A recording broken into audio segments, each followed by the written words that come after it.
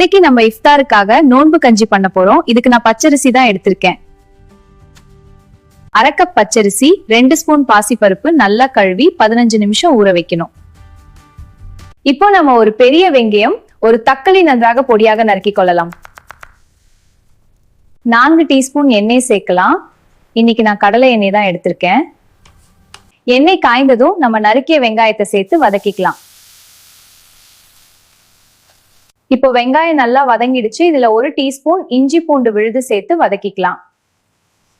வெங்காயம் இஞ்சி பூண்டு விழுது வதங்கியதும் இப்போ நறுக்கிய தக்காளி சேர்த்து நல்லா வதக்கிக்கலாம். வெங்காயம் தக்காளி நல்லா வதங்கியதும் மிளகாய் தூள் கம்மியாவே சேர்த்துக்கோங்க. நோன்புல ரொம்ப காரம் வேண்டாம். இப்போ 1/2 டீஸ்பூன் மஞ்சள் தூள், அதோட 1 டீஸ்பூன் மிளகு சீரகத்தூள் சேர்த்து நல்லா கிளறிக்கலாம். மசாலா நல்லா வதங்கியதும் நான் இன்னைக்கு 10 போன்லெஸ் சிக்கன் எடுத்திருக்கேன். அதை இப்போ சேர்த்து வதக்கிக்கலாம். பிறகு நம்ம ஊற வச்ச பச்சரிசி பாசிப்பருப்பை சேர்த்து நல்லா கிளறிக்கலாம். இப்போ தேவையான அளவு உப்பு சேர்த்து 1 டம்ளர் பச்சரிசிக்கு 5 டம்ளர் தண்ணி ஊத்திக்கலாம். நோன்பு திறந்த பிறகு சாப்பிடுறதுனால லேசா ஜீரணம் ஆக கஞ்சி கொஞ்சம் வாட்டரியா இருந்தா நல்லது.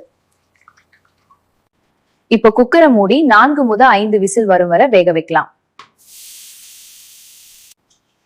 4 முதல் 5 விசில் வேக விட்டா கஞ்சி சூப்பர் சாஃப்டா வந்திருக்கும்.